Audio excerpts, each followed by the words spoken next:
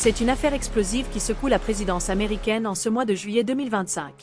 Le président Donald J. Trump, réélu à la Maison-Blanche, attaque frontalement l'un des piliers de la presse financière américaine, le Wall Street Journal. Le chef d'État a déposé une plainte au civil devant la justice de Floride, réclamant au moins 10 milliards de dollars pour diffamation. On peut dire c'est un homme qui ne joue pas avec ses chiffres. En cause, une lettre présumée datant de 2003, publiée récemment, dans laquelle Trump aurait adressé un message ambigu à Jeffrey Epstein, le célèbre financier mort en prison et au cœur d'un réseau de trafic sexuel.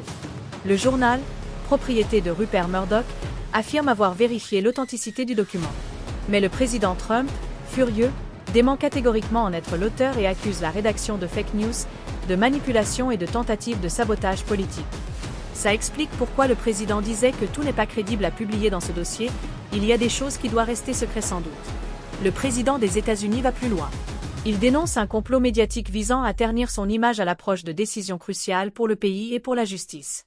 Mais en quoi ce dossier a à voir avec l'image du président qui a promis de le publier ?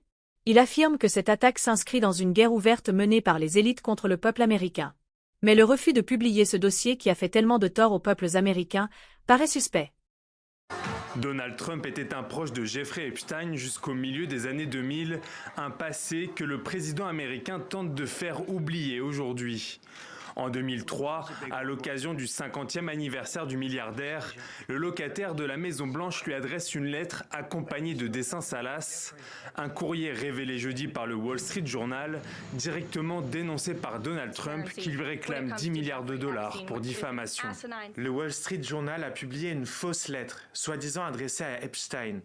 Ce ne sont pas mes mots, ce n'est pas ma façon de parler et je ne fais pas de dessin. J'ai dit à Rupert Murdoch que c'était une arnaque et qu'il ne devait pas publier cette fausse histoire. Des accusations que dément le prestigieux journal américain. Cela s'ajoute à une autre polémique entamée au début du mois.